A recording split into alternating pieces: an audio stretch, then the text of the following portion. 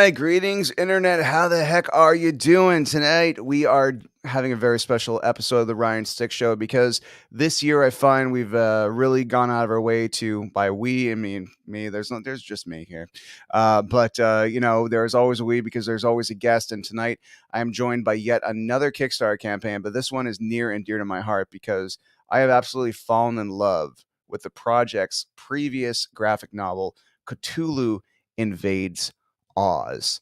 Now, if you love Wizard of Oz and you love H.P. Lovecraft, this is definitely your jam. But here's the thing about Orange Cone Productions is that it wasn't enough to invade Oz. Now they're invading Wonderland. And the Kickstarter is active right now. And I'm going to bring in Jerome, who alerted me to this project, alerted me to the war in question. Jerome, how you doing, man? Hi, Ryan. Nice to meet you. Nice to meet. I know, that's what I mean. Like, we've met before. Our thumbs know each other well through literacy, but this is the first time I'm hearing your human voice, putting a voice to the words. And it's you gotta love technology, man. You gotta love the fact that we're together now, and we're talking about this amazing project now. This project is happening now. Before we even begin, just if people only catch the first few minutes of this, when is the cutoff time for this project? Well, there's actually 7 days left on the campaign. 7 days. So, yeah, okay. So it's important. We're in the last week. Last week. Okay. So like in the War of Oz and the War of Wonderland, things are getting a little desperate. Now, dude, I got to say, this project is massive. You have so many artists, so many writers, but we're fortunate tonight to be joined by one of these amazing writers. Tell me a little bit about Philip before we bring him in. Philip is an amazing writer. He works on lots of anthologies. Don't think he has a series of his own, but he can tell us more about that. But he's written a bunch of series of stories for different anthologies for many publishers. He knows what's up. He knows how to do a complete short story in a few pages. Yeah, well, right before we went on camera, he had mentioned that he wrote the Humpty Dumpty segment, and I'm just like, that's another thing I love about these books, because H.P. Lovecraft's always kind of been, there's a dark side to it, but Oz has a dark side to it, and Wonderland has a hell of a dark side to it, and I can't wait to see what Orange Cone's Productions are going to do of Wonderland. But right now, we're going to bring in Phil. How you doing, Philip? Hey, Philip, everyone. There you are. Philip, dude, tell the internet how you got involved in this particular project, because this sounds like a blast. Well, first, I want to thank you for inviting me. And second, Jerome, thank you for the kind words. So I run a group on Facebook. It's a comic book anthology group, where people come to if they want to submit to anthologies, or if you're organizing an anthology and you have an open submission, I'll help you get creators.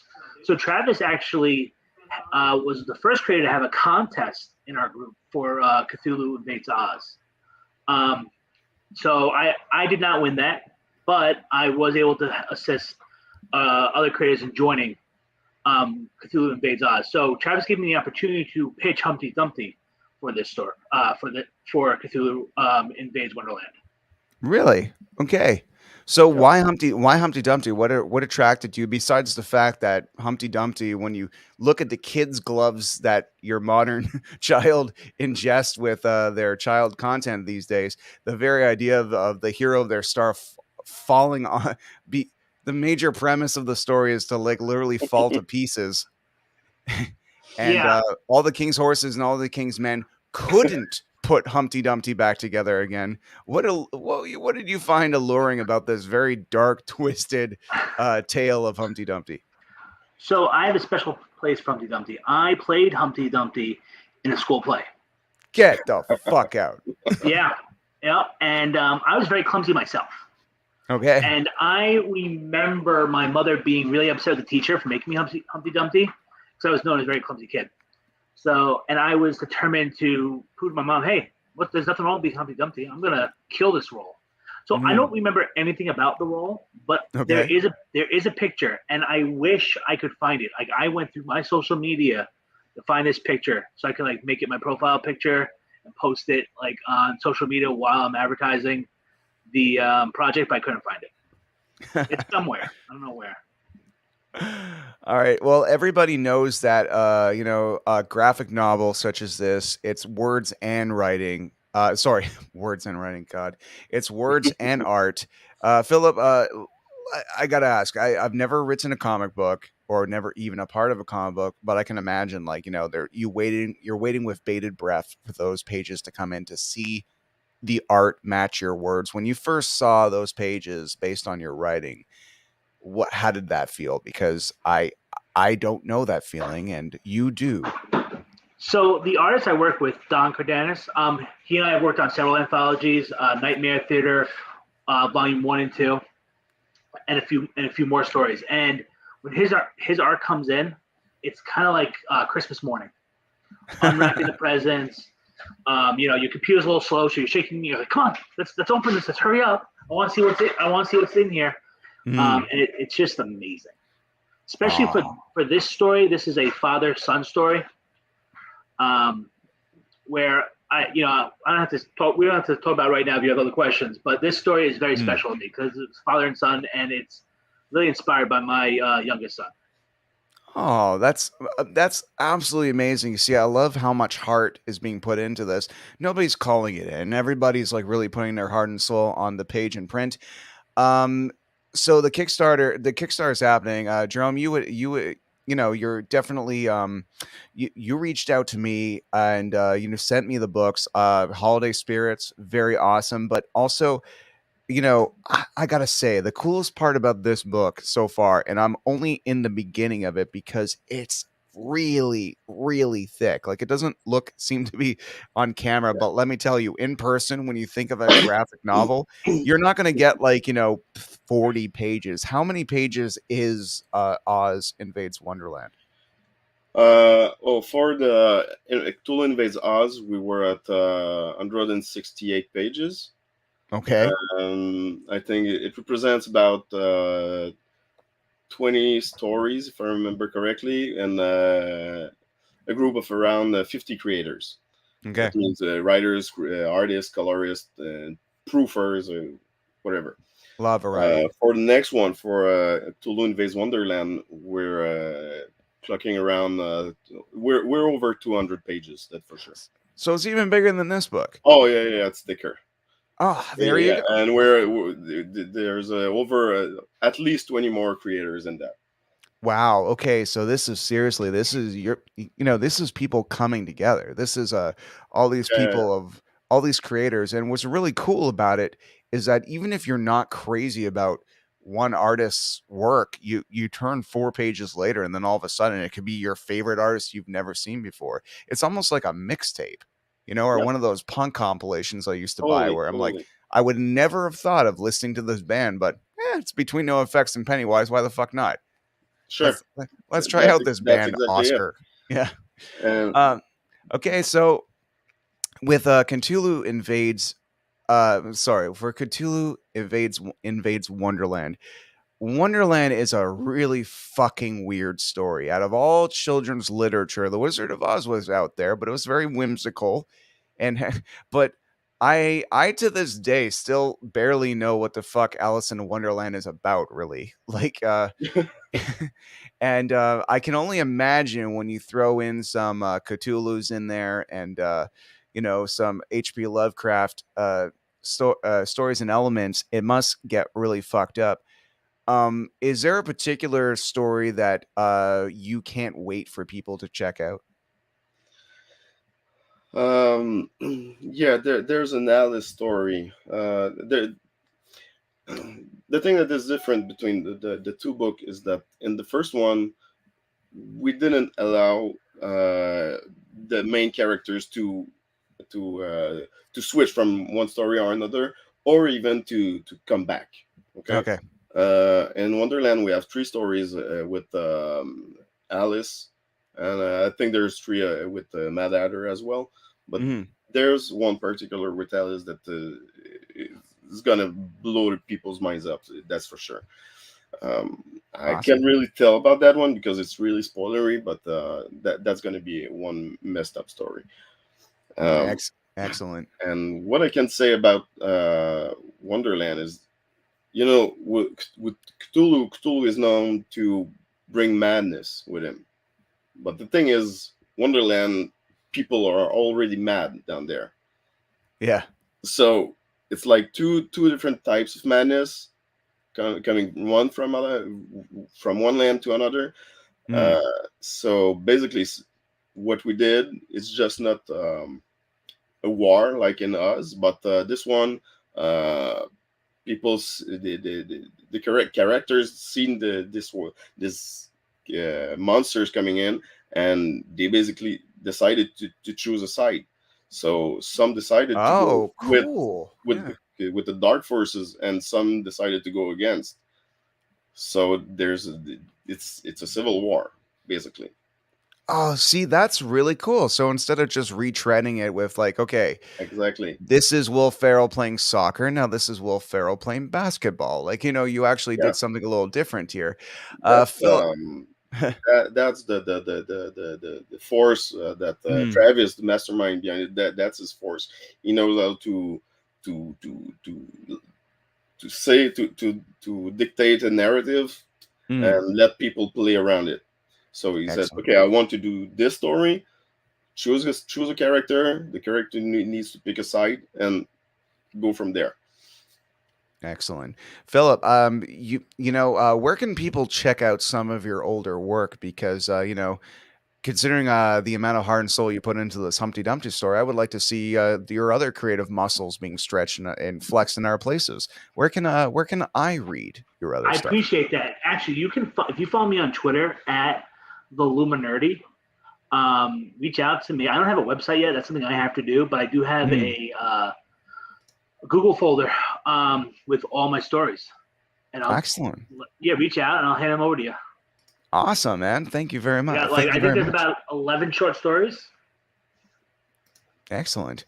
So let's talk a little bit about Wonderland in general.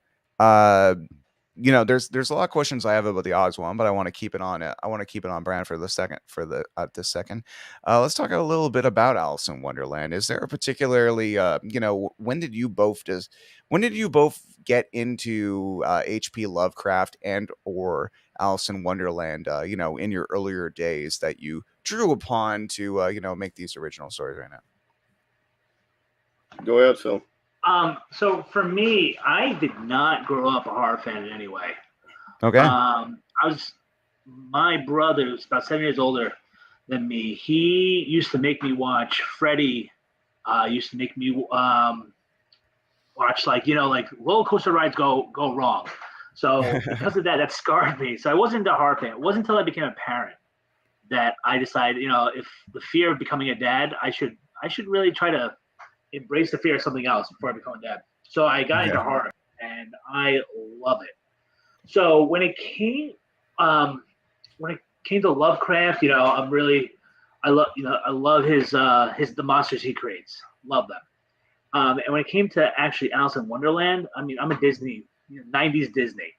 And I know Alice in Wonderland, I don't think that came out in the 90s, but I do remember watching that movie nonstop. Okay. And like I said, Humpty Dumpty, I was Humpty Dumpty in 4th grade. So that's what all that really inspired the story about Humpty Dumpty being a dad. And in the story, it's not a spoiler in any way, but there's like the war's going on, and he's a workaholic, so he has no idea the war is going on. He's actually working on trying to cure the egg yolk, trying to stop eggs from breaking. And it turns out while he's working, he loses his son in the war. And he decides, I'm going to become a weapon so no one else has to die. See, right there, I'm like, I hope your story is more than a few pages right there, because like that is fucking interesting. Like, and the fact that like Humpty Dumpty can breed is very interesting to me. But I'm like, well, he is an egg though. I mean, so Someone told me this recently, that if you actually read the Humpty Dumpty story, nowhere does it say he's an egg. It just says he breaks. Yeah. Huh. Yeah. Kind of. Wait a second. Yeah. You're right. Yeah, but there was pictures in those books. Yeah, there were pictures. Yeah, but there's a So- story there. Like, how does Humpty Dumpty even become an egg? That's true. You know what's fucked up? I'll say this really quickly. When I was like 18, I was climbing over a fence and I fucked up and I fell and I broke my face in 3 places. And like literally, like, you know, I would have had big scars on my face had this doctor not just moved to town for this microsurgery and all this shit. And you know, I had braces, but my jaw was wired shut, all this stuff. Not once. This was almost 20 years ago. Not once has any of my friends called me Humpty Dumpty. Out of all that time, no one made a crack about me falling off a fucking wall or fence. And I'm like kind of grateful about that in a sense, you know what I mean? Yeah. You jinxed Fuck. it though. Next time you fall, it's gonna. If you I know, they're gonna- if you scrape yourself in any way, someone's gonna call I you know. Humpty Dumpty. That Yeah. would have sticks for sure. Yeah, I injured myself once by doing a power slide during a karaoke song. So, like, yeah, I'm gonna take that to heart, man, because I think I'm a little accident prone. Guys, I gotta say, Philip did just because I don't have time to read through the book. Were you involved in the I'm sorry, were you involved in Cthulhu Invades Oz at all? No, I did not have the opportunity. But did you read Cthulhu Yes. Invades Oz? Yes. What is your favorite part of Cthulhu Invades Oz? Which I am to understand that you could still buy this particular book, everybody, on the campaign currently, if you want to read the one previously. But what was your one of your favorite parts that stood out to you? I can't say his last name. Jamon, maybe you might know. It's Caleb Palquest. Conquest, yeah. Yes. The Toto story? Do me a favor. Can you open up that book for a second and remind me what his story is about? It's Toto. He wrote about Toto, I think. Yes. Oh, there's a whole story about Toto. Oh, that's really cool. That So was a unique. That was yes. Okay, so Toto, if I remember correctly, did he have like a chip on his shoulder? He was kind of tough. Oh, that's the one. That's it. Oh, really? Yeah. Okay. Yes. Look at this fierce dog right here. Yeah. This dog won't take any shit. What I really enjoy about is Toto's perspective. You never get that. Cool. You never get that, and that was unique and fun. Oh and yeah. That's not what you expect. Oh, I love that. You know, this got me thinking. I'm surprised no one's ever done like, say like a Toto story, right? But like, when it's a full moon, Toto becomes like a werewolf. So he goes from like a regular dog to almost like a human-sized dog. Every full moon. That would be a cool story. I would think it would be a cool story if like every time Toto's in Oz, he like, you know, gains all this intelligence because, you know, in Oz, like some of the, or like in Narnia or something, you know, like there's intelligent beasts and stuff. And then you go back to the real world and all of a sudden Dorothy, who was able to have all these amazing conversations with her dog, all of a sudden, like they're gone. You know what I mean? Yeah. It's like, you know, and how heartbreaking it is to be like, oh my God, we bonded in a way we've never thought we could. We always had this ability to, you know, communicate without thinking, but then the loss of that friendship and that ability to speak would be like really hard. Anyway, we're all talking about theoretical things here, but we should be talking about some Wonderland, and we're joined by a new guest. Now, this guest I'm about to bring in, Guillaume, tell me, Jerome, Guillaume, Jesus Christ, sorry. Jerome, tell me a little bit about this guest I'm about to bring in right now. Again, I don't see him, but I guess it's Chuck Pino. Is that so? It is Chuck, yes. Okay. Tell me a little bit about Chuck. Chuck is a well-known editor in the indie community. He's editing a bunch of books every week. That's his main job. But in this book, he's a editor, but he's also writer on two stories. He's writing a story about Alice, and one about the caterpillar. Really Yeah, awesome. really messed up story about the caterpillar. Excellent. I keep forgetting about how vast and wide the cast of characters Wonderland has. All right, let's bring in Chuck. How's it going, man? Bonjour, mes amis. How are we doing? We're doing good. Oh, see, you're like a shot of energy right there. This is picking me That's up. right. Oh, Yeah, I yeah. forgot to mention Chuck is Canadian. He lives in Texas, but he's Canadian. He's from Yep. Ontario. There you go. Yeah. Search communication is key in the World Wide Web, and I'm so glad that we're having all these people from all these places communicating at once. Chuck, tell me a little bit about how you got involved in this, in this Cthulhu Invades Wonderland experience. Oh man, Travis and I are really good buddies, and he and I we talk constantly about story. Like it's just kind of our geek thing. We love to discuss the gears of story and creation and all that kind of stuff. And so, I've been around since this was just an idea. And he and I were chatting and talking, and he was talking about doing this, and when he did Cthulhu Invades Oz, I was around for that one. I got to write the Scarecrow, Cool. and then I had a lot of fun with that one. And then when and I also edited and proofed on that one too. And then when it came around to this one, he I ended up being one of the kind of over editors. It's myself and Heather Gibb, and basically the proofers will all go through and proof, and then Heather and I will come through and edit the whole thing, make sure everything makes sense, all that kind of stuff. Make sure that the story as it's now been laid out as a full works together and everything. And then I also got to, as Jerome said, write two pieces. Excellent. Now, one of my favorite cinematic experiences I ever had is when I went to go see Grindhouse, where Robert Rodriguez and Quentin Tarantino both made separate movies, but there were some lingering characters that would appear in each story. And although both movies couldn't be any more different, there still was this common feel. And I feel the same way of what happened with Cthulhu Invades Oz. Even though the art is vastly different on each page, it still really did feel like the same war. Now, is it difficult from an editing perspective to really feel like, it's everyone's a different band, but it is kind of the same compilation, the same album? Is it? Yeah. Have you ever had to give any notes to be like, okay, listen, we might have to take out the part where where Alice gets in an F-15 and starts shooting everybody? Like, not so much. For the most part, Travis already has something kind of laid out. So when we came into this one, we were well aware that there was two sides to this conflict. It was loyalty versus madness. So each of your characters kind of had to decide which side they were on where that was concerned. And so we got to do that. And of course, the pitches come in, so he has a good idea of who wants to do what already.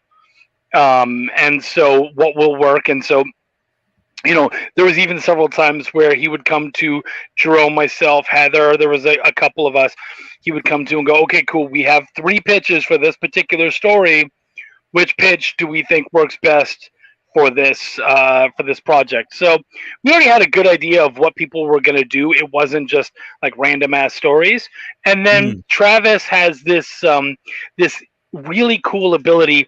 He used to run live action role playing games, but for like hundreds of people. So he's really good at taking small stories and linking them up. So that's kind of his thing. And then for Heather and I, we're really good at kind of noticing the small stuff and making sure that all the small little things kind of work together, and the continuity's there and all that kind of stuff. Excellent.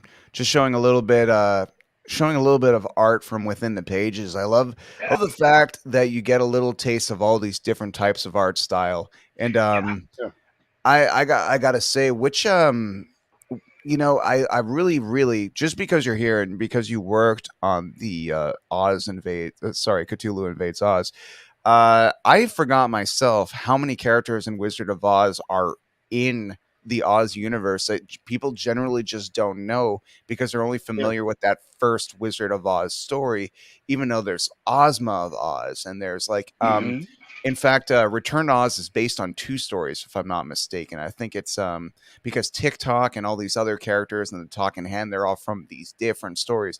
So, was it the same thing with Wonderland, where you're just like, wow, let's really bring to light a lot of these characters that you usually don't get to hear from because they're not just a sidekick to the hero. Jerome, do you want to take that, or you want me to keep rolling? Yeah, I can do a part. Well, actually, the trickiest part is we need to establish the list of characters at the start, because some characters are not public domain.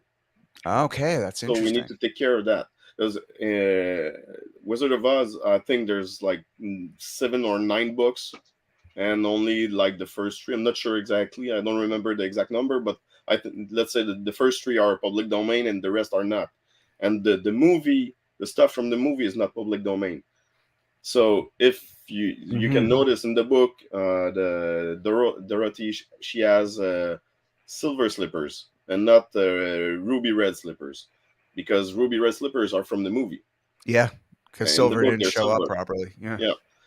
So, and for Wonderland, that's the same thing. There's not as many books as Oz, but we need to make sure that all the characters that we use are from the public domain, so nobody wants to get sued. So I only knew about 2 books. I know about Alice in Wonderland, Alice Through the Looking Glass, and Through the Looking Glass I'm not even that familiar with. I just know that it's a sequel. How many Wonderland books are there? Oh my gosh, I'm not sure. Now I want to Google. Yeah. I don't remember, but I know that there's a similar issue with Cthulhu as well, because some characters, some people, they want to bring some characters, but they might have been created for RPGs or for video games or something like that. So we need to stick to the base. I'll even be honest and say I got slapped for that, because I ended up using a character for I love the honesty. I think everyone now and then you have to go, and I use a character that's not allowed, so I did have to change that up in the Cthulhu universe, because I don't know that universe near as well. So I don't know fucking anything about the Cthulhu universe. I know that it was a Metallica song, Call of Cthulhu, and I just figured it was like something Lars like was making up or some sort of Danish thing. I love though that's where you got it from. As a fellow Canadian metalhead, I love that you were like that you immediately went there. That's brilliant. No, Cthulhu is, very well known. It's this early 1900s series. He has tons of books. It was very cult, and it's only grown over the years. And it's basically about these gods, the elder gods, and about them coming in and destroying stuff. There really is no happy ending. There's no defeating them or anything like this. It was just all about survival. And they don't care about human race. Yeah. They just don't care about them. Yeah. So it's pure destruction. Okay, so Chuck, Phil, can I call you Phil? No, I just call you Philip. Hey, Philip, Chuck, is this the first time you guys are meeting? Like, when's the first time that you the whole gang here? I'm like, is this how do you do this often? Do you talk amongst each other, or have you only gotten to know each other through your thumbs and words? So I followed both of these creators for a little while, actually. Chuck has always been on Travis's Hangout that he does every Thursday, so that's how I follow him. Jerome is actually, he and I are working on a special project right now. Yeah, he reached out to me. So he and I are working on a. So wait, I can actually go into it a little bit. Yeah, sure, go ahead. I don't know if you know, but Jerome did another project under Travis Gibbs, the Orange Cone Productions. It was Holiday Spirits. Am I correct? Yeah. Am I missing? Yeah. So actually, he'll be doing Holiday Spirits during the summer. So okay. I'm going to be doing a backup story in his one shot, and it's pretty much picture a elf genocide, and Awesome. and it's actually kind of inspired by my wife's refusal to do any Christmas before Thanksgiving. For years, she'd be like, "No Christmas before Thanksgiving," and it's focused about the impact that early Christmas decorating has on elves. I always thought that Christmas was like that asshole that shows up the second Halloween is over, like a landlord that just starts evicting Christmas, Halloween, even before Halloween happens. So I always thought it was kind of funny, like the Nightmare Before Christmas. I'm like, man, usually it's the other way around. Like that was like Halloween invading Christmas, but usually Christmas invades Halloween on a yearly basis, and no one says shit. So Christmas is an asshole. Right, Matt, respect, by the way, to your wife for putting her foot down, because I agree completely, and I'm the fat ass who enjoys two Thanksgivings. So what can I say? You know what I hate about that's going to be in a it's Christmas in July summer special. Yeah, nice. I'm pretty excited. Dan Buska is the artist for that. He's worked on a few other stories. I did actually a story about the title is the daughter walks into a saloon. It's about a actual haunted saloon. Okay. So kind of picture the overlook in The Shining. Mm. Instead, it's a saloon in the Wild Wild West. All right, cool. A daughter has to go into town to find her father. Instead, she actually has to fight this saloon to save her father. What I'm loving about all these conversations is you're all talking about, oh yeah, we're in this Facebook group, oh this group, that group. I love the fact that you're all getting shit done. I mean, you have people who talk the talk for hours and hours at a time about their hopes and dreams. Oh, if I could make a comic book, I would do this. So if I can make a comic book, I would do this. I would. It's like, it's really nice to see that you're all getting it done. And the fact that Kickstarter can happen and all these people are, calling in and supporting. I mean, clearly the other two, all these Orange Cone productions are doing well because you keep doing them. What's it like to see your ideas, or what I would consider even my bullshit, actually come into fruition into a physical entity? That must be amazing. I'm trying to think of every fucking thing I ever said out loud actually manifesting into this.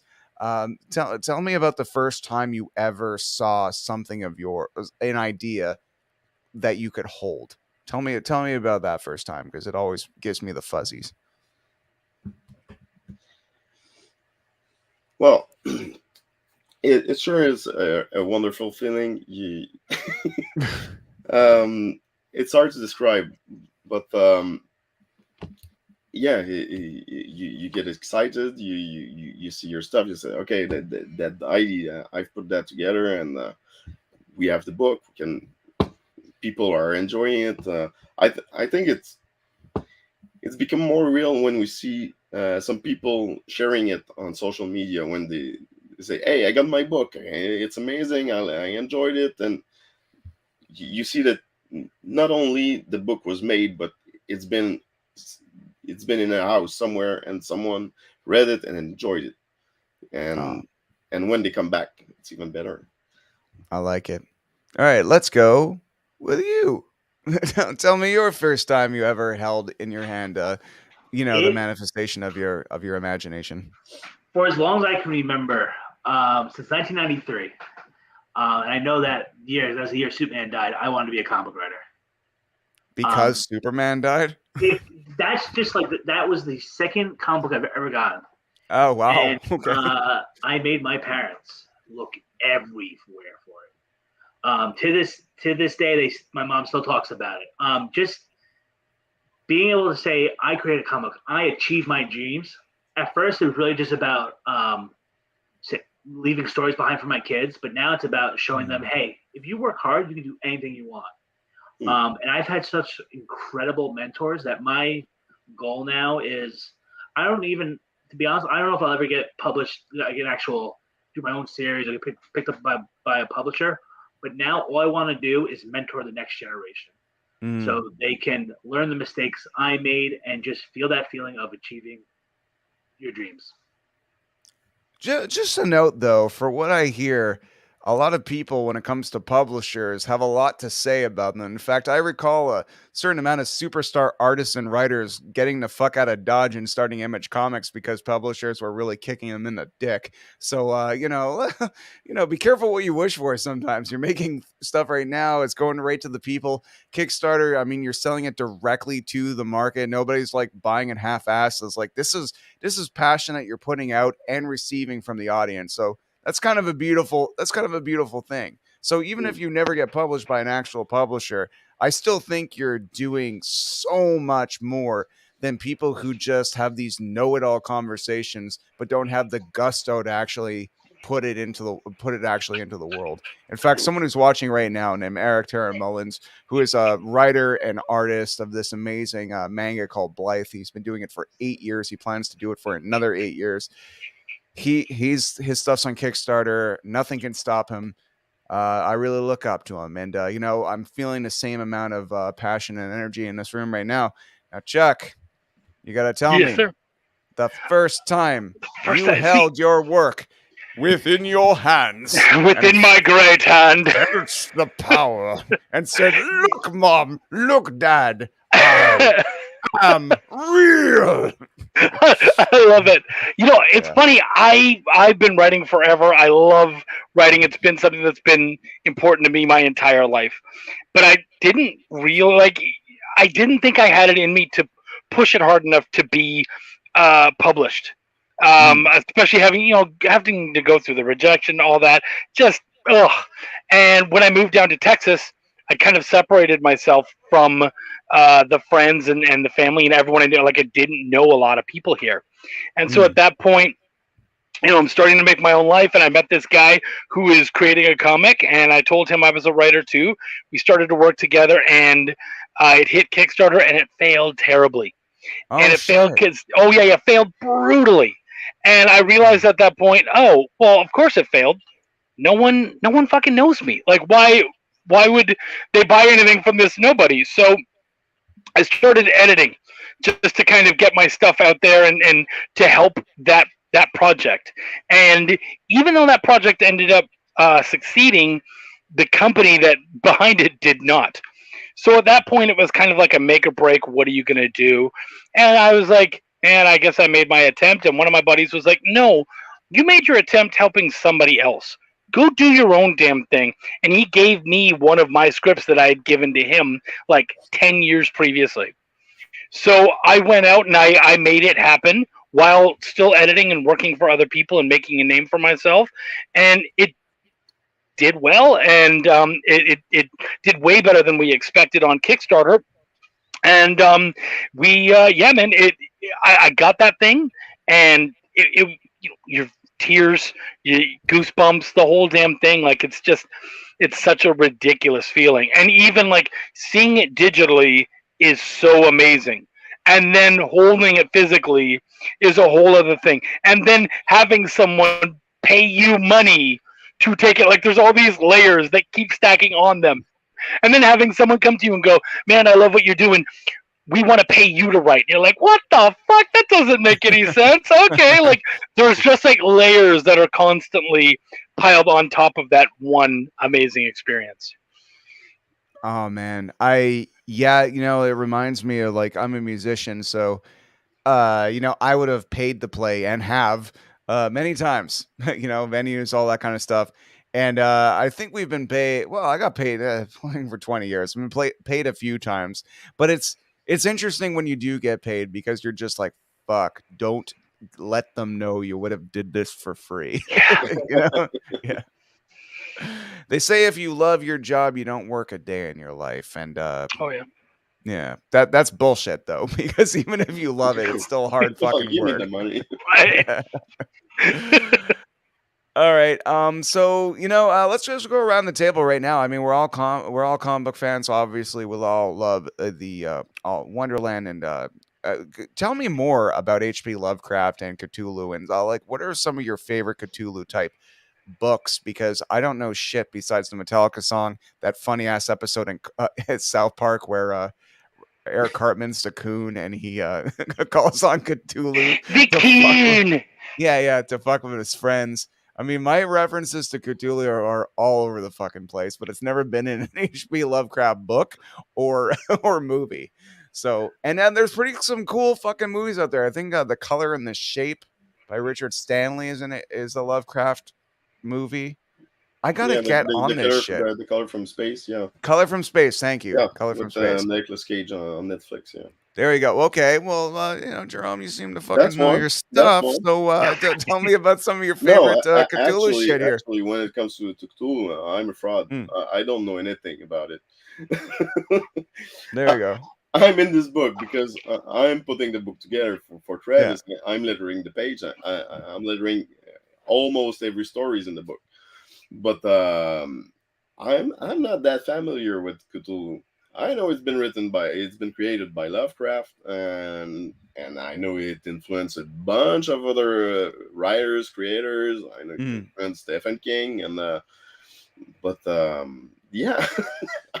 I used to get Lovecraft and I never read a Lovecraft book. I used to get Lovecraft and Dr. Strangelove fucking mixed up.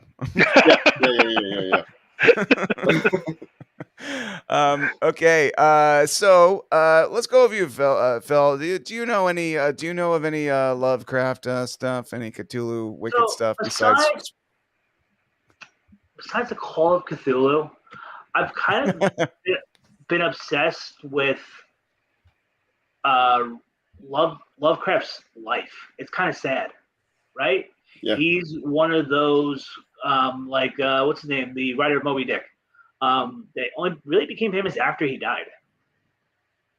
And if anything, it's what Lovecraft has inspired.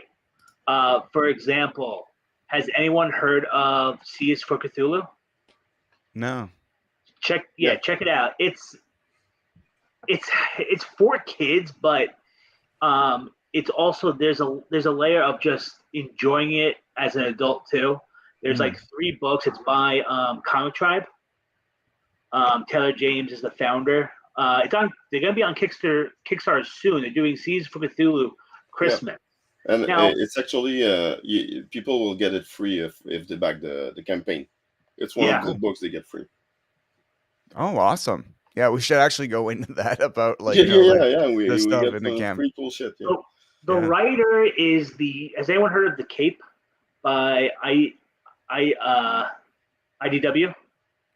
I love IDW, but no, I have not heard. Okay, The Cape is Jason Cromali.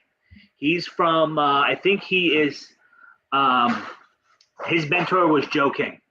And he wrote that with an artist. I can't think of the artist, but it's really to switch from Seas Cthulhu. It's really what Lovecraft and Cthulhu have inspired. I mean, look at Stranger Things. I've actually just realized no one's ever called Stranger Things Lovecraftian, but it very much is. Yeah. Especially with the other what do you call it? The Upside Down? The Upside Down. That is a really good example of I feel like there's definitely Lovecraft vibes there. Well, a lot of that also is because D&D is heavily inspired by Lovecraft. So you have things like there's so many of the different messed up demons and stuff that they've specifically kind of taken, stolen, played with, whatever, however you want to spin it and put into D&D. So and of course, the link between Dungeons and Dragons and Stranger Things is huge. So yeah. And one movie that people don't think about when they think about the Lovecraft influence is The Abyss. Mind Flayers. Thank you. Yes. The Abyss was usually influenced by the Lovecraft, the mythos. Wow, that's so amazing. It just goes to show it's kind of like the Ramones. Like, you don't even have to love the Ramones to appreciate how much the Ramones inspired, which is everything and everyone when it comes to simplicity and rock and roll. But it seems like Lovecraft is the same thing. Like, you could love D&D to death and never have even heard of Cthulhu, but then when you just take a look back for the the roots, all of a sudden that it's all you can see and hear. So that's pretty amazing. Right. It's funny that you mentioned the Ramones. Whenever I hear the Ramones, I think of another great Canadian, George Stroumboulopoulos. He had the greatest. See, I have to show off my Canadian roots, right? He had the greatest quote about the Ramones, and he said, "The Ramones are the only band who can play a 1 hour set in 45 minutes." And I was like, "Oh shit, that's so true." He's like, they go up there for 45 minutes, but they play way more tracks than if you were there for anyone else for an hour. And I was like, "Yeah, you're right. You're right." I asked CJ about that once. Some friends of mine were opening up for him, and I was working for another one, and like he was backstage, and I'm like, dude, I gotta ask you, because CJ was playing all these Ramones songs at the proper speed, like it played. Yeah.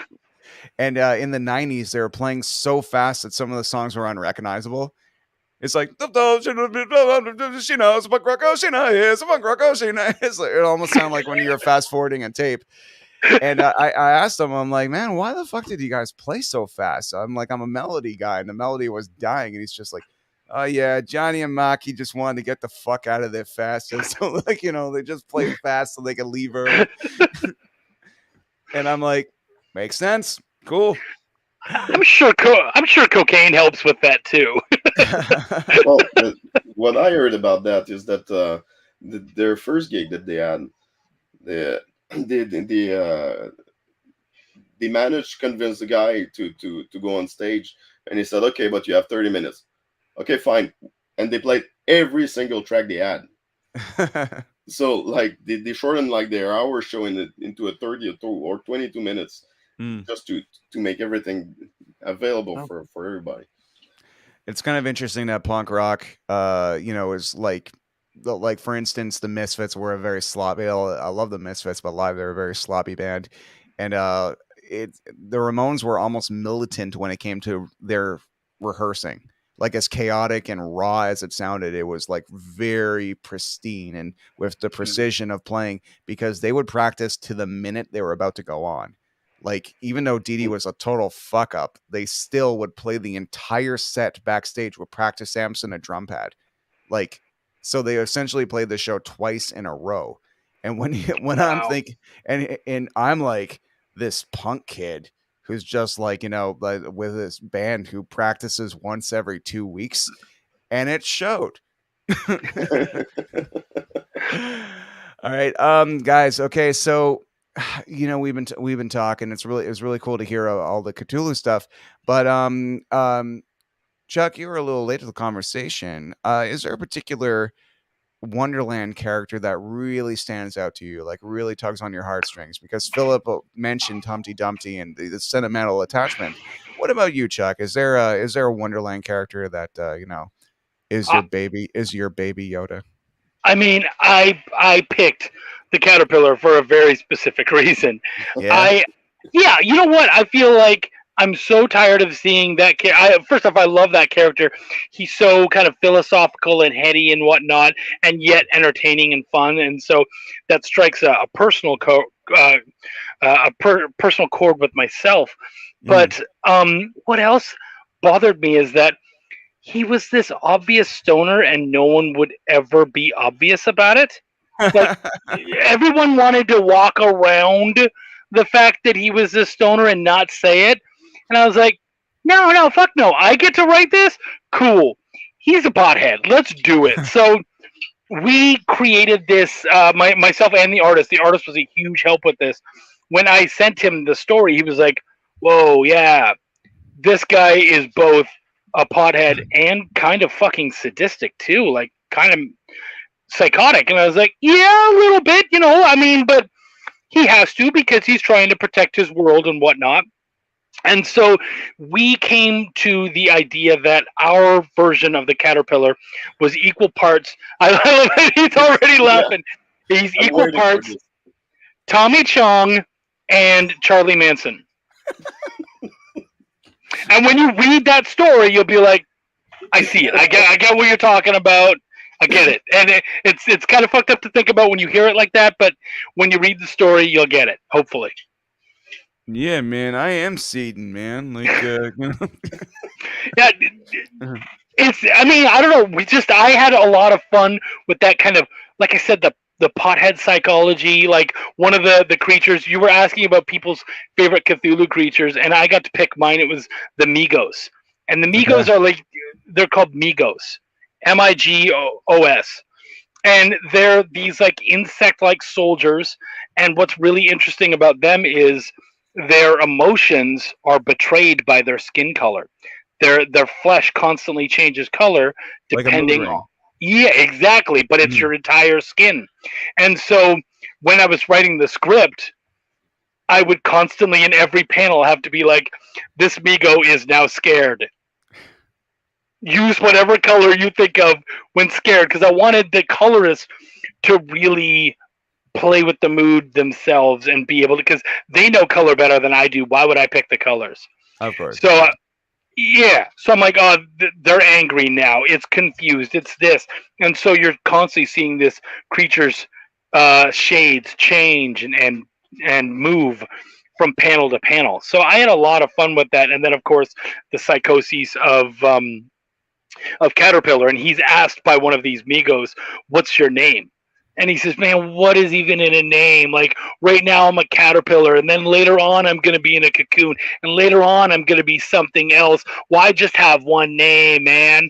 And so it was, just having a lot of fun with that fucked up psychology. Thank you, Eric. I'm glad that the two of us like that. But yeah, it's just fun things to play with. So yeah. There's a cut scene at the end of the movie Shazam where there's a fucking caterpillar that's like really smart, and I'm wondering if that's where that's from. I don't know. Like everyone borrows from everybody, so Right. and Wonderland. It's amazing that we've come to the past 100-year mark of all these novel. Like here we are in 2020. Right now we're in the 20s. And it's not the roaring 20s, it's the shitty 20s so far, but it's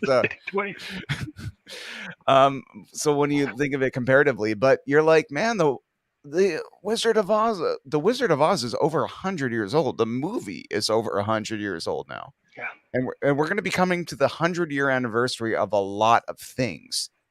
And it's crazy how all this time, but still these elemental things have always kind of remained consistent. Did you ever really want to go 100% off script of what people usually expect from an Alice in Wonderland story because you had the power to do so in this sense? Because I thought in this book was really cool when the Cowardly Lion was not so fucking cowardly. I thought that was pretty badass. Well, that's the nice thing about being able to do that is like, especially for that one, it's after what happens in the movie or in the book and whatnot. So he has his courage by that point. We get to see a different lion. So that's kind of what's cool. And I think like in that one, we got to see more of the metamorphosis.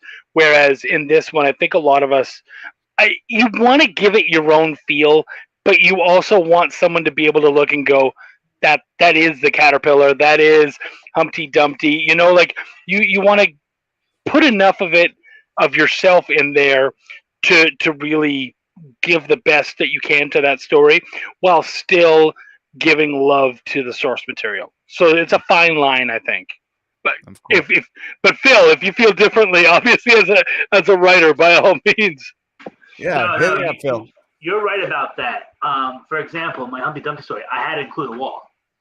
I felt like it wasn't truly a Humpty Dumpty story unless I had Humpty Dumpty jump off the wall. But in my story, when he falls, he breaks, but he becomes something more. He becomes a weapon. Ah, cool. See, I'm looking forward to this book so hardcore. Like all these conversations have gotten me really titillated here, and it's not just the questionable printing of my shirt. Anyway, guys, tell me about what the fuck. Okay, so this is a Kickstarter. You've all willed this into existence. It's been drawn, it's been written, but now it's about the people coming together and willing this into existence.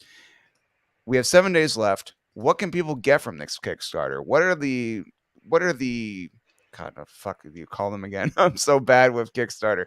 The backers. Yeah, there you go. They get, first of all, how many for every 50. 50 50th backer, right? So we're at right now we're at 671 backers. Jesus fucking Christ. That yeah. is amazing. If I could get 650 people to give a shit about anything I fucking do, it would be fucking awesome. It's So so crazy. Sometimes they do, but look at my subscriber count. Clearly not. So Ryan, my wife is like, so many people actually like care about these stories. I'm like, Yeah. oh, for this one, we got 671. I don't know if 671 will like Humpty Dumpty, but one of them will. But yeah, every time we hit a 50th backer, they get a free comic. So at this point, let me see. At this point, how many free comics do they get? That's more than 12. I think we're at like 13 or 14 now. Yeah. 13, Yeah. Wow. Congratulations, guys. And That's the most really recent awesome. one was Ichabod Jones, which is by Russell Nolte. Russell Nolte, yeah. Yeah. And that was for a backer 650. And most of these books are usually books from people who wrote a story in the book. Mm-hmm. So people they share their like the first issue of one of their books. Like Chuck has his book Belial is one of the rewards. But your issue 2 is out, and issue 3 is happening this year. Yeah.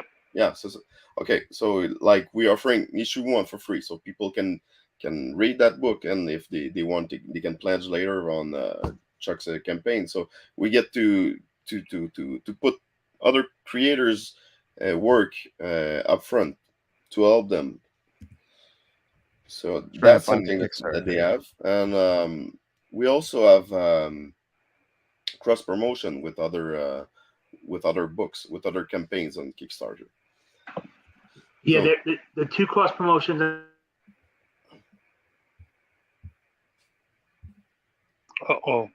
Sorry, you muted yourself there. C is for Cthulhu, Volume 3. C is for Cthulhu. Wow. Cthulhu is hard to spell. Volume 3. I fucking know. All day I spelt it once, took a few minutes, and then I just copied and pasted it everywhere and kept going back to the original thing because I did not have the self-confidence to think I could do it. Now what we need is a Mickey Mouse style song that can tell us in a whimsical way how to spell this complicated as fuck word. And fuck you, Lovecraft. for writing this. Promotion, the other cross promotion is Nightwolf. That's right now on Kickstarter as well, by Rob Matari, who has a story in this book. Yeah, it's the Bandersnatch. Yeah, that's right. So what we do with the cross promotion is if people back Nightwolf on physical level and they back Cthulhu Invades Wonderland on physical level, they got a print that the artist from Nightwolf did, which is like an homage to E-Man. We see the Nightwolf character riding the Bandersnatch. So it's really a really nice, epic image that people did. It's a nice print that the people will receive if they back both campaigns. So that's something that we do to help lift each other up. Awesome. Okay, well, I was trying to share my screen, but it's giving me a bunch of crap about it. Right. Well, we also have a couple different covers, right? There we go. We go. We have, Okay, so I'm on the screen right now, and this is so let's see your goal. Well, you've surpassed the goal, so that's pretty great, right? Yeah. And 7 days to go. So right now, this is just icing on the cake. I mean, you want to get these. You want to get this. We're funded to thank you all in a big monster. That's wonderful. Oh, that's cool. That's cool. What's this? So this was one of the cross promotion that we had, but the second book just ended tonight. It was another Cthulhu anthology, but those were separate stories. So that anthology was called Cthulhu is Hard to Spell. So and the guy behind the anthology, Russell Nolte, he also writes a story in our book, a story about Alice. So we did the cross promotion with him. Well, this is really nice too. About. Yeah, that's the Nightwolf one he was talking about. Nice. This is the way I think He-Man looks in my imagination. Right? And then I look at the Funimation series, and it not so much. Those are all the free comics we were talking about. Awesome. So you get a lot of stuff. Yeah. Oh, and some question marks. So the more people you get, the more. Yeah. And we have a retail. That's the as caterpillar. well. So if you want your comic book store to have copies, let them know. For sure, yeah. And 3 dynamic covers to choose from. I really like the first one. It reminds me of Swamp Thing a bit. Yeah, that first one is the hardcover one. And what is cool with that one is that he did the same artist did the hardcover for the Oz Invasion. Yeah. And what he does is that he took a big plywood and he rips a book from Wonderland, or in the other case was Oz, and he glued the pages on the board and he painted over. So when you get the book, you see some parts of the story of the original Wonderland or Oz book behind it. So that's really cool. That the result is amazing. You gotta love it when I love it when just Ultimate Marvel team up, or just when things would get fucked up, or IDW does these amazing things with Ninja Turtles teaming up with the Ghostbusters, and this seems to really fit well. It seems like every time you guys put Cthulhu into anything, it really just seems to fucking gel. Like, I am assuming that Cthulhu will not invade the Care Bears anytime soon, but no, we can do that with the rights, but we have the plan for the next one though. You want to hear it? But sure. 100 Acre Wood, we're looking at you now that you're out there and free for everybody. You want to know where we're going next? What we're invading? Sure, hit me. Neverland. Oh, cool. Yeah. Oh, that's gonna be fucking. It's like a no-brainer. So yeah, of course. That's another children's entertainment. Late 19th century children's entertainment have a lot of really fucked up stuff, huh? Yeah, like really 1900 stuff. Yeah. Wow. So, well, like our buddy Travis did with the first one. I'm using his word. Okay, he said, when he approached the creators, he said, I'm approaching everyone who's above me, above my level. Okay. So great creators that are better known than him. And he did the same again with the second volume. And for Neverland, there's a lot less characters. So he decided we need to have some pros in it. So we're trying to pick up a few pro writers for this next one. So we're trying to raise the bar a notch. Yeah. Well, I gotta say the bar is definitely just the fact of the page count and the more creators being brought in. I mean, you're really getting bang for your buck for this. Let's go back and see exactly how much everything costs, because so far, this is amazing. I mean, first of all, $12 you get it. The digital invasion. So it's like, get the digital version of the Cthulhu Invades Wonderland. So $12. I mean, seriously, everyone, that's $12. You're creating dreams. You're creating hope. Projects. Orange Cone, you're going to keep doing their thing as long as you believe in them. And every number backers means that Philip gets to do some humble bragging, which I do too, just by association. If I had 600 and something backers on anything, I'm like, it would just be my mom with various Gmail accounts, just pretending to be different people, just to be like, here, buddy. Like, keep and that's the cool thing you were saying, like that first, the digital. You're getting more than $1 or one book per buck. Yeah. Plus the fucking 200 plus page epic we've already created for you. Yeah. So yeah, man, like, there's a lot of value going on there, especially if you enjoy a good book. There's a lot of value. Like, you could support Orange Cone Productions and all their dreams, or you could buy lunch and not tip. Yeah. So yeah, so definitely I see no reason why nobody should just spend $12 and get this pledge. All right, so the pledge for 15 is the digital invasion and audio commentary. That's interesting. So the digital edition of Cthulhu Invades Wonderland plus audio commentary with Travis Gibb and select creators from Cthulhu Invades Wonderland plus the digital copy Invades Wonderland and Cthulhu Invades Wonderland audio commentary. So what entails is in the audio commentary? Is it like a podcast they get, an audio file where they could read the book and then they hear You were about part of the stories first on one, I pages? think, Chuck.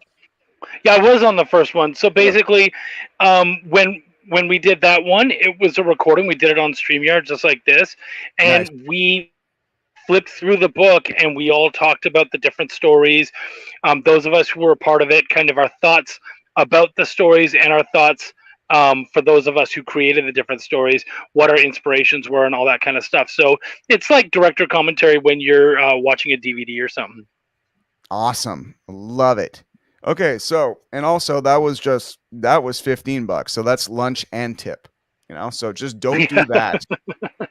Don't do that, and you get it all digital. If you're a comic book reader on an iPad, I'm a big comic book reader on an iPad. Actually, I used to hate it when I first got it, and then I kind of remembered, oh my god, I can't ruin this by leaving a glass on this. So, well, technically you can, but it's not as likely. Okay, so the pledge for $20, digital invasions, Oz and Wonderland. Ooh, so you get a digital copy of this baby too. That's a lot of reading, folks. Okay, that's a lot of digital reading. Okay, that's a lot of pages. That's a lot of enjoyment. A lot of love.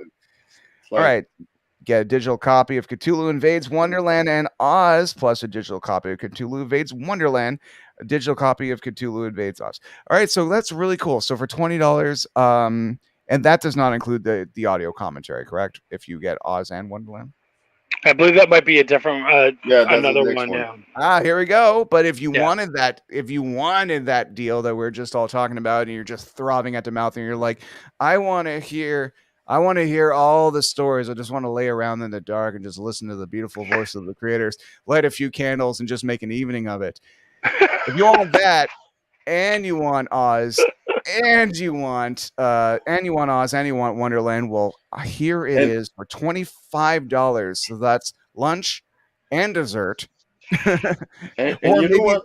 I got something that if that all that audio is not enough, if you want to listen to something really messed up, they did for another podcast they did like a challenge. If we get like 5 backers during the live show, we're doing a D&D Cthulhu Invades Oz D&D game.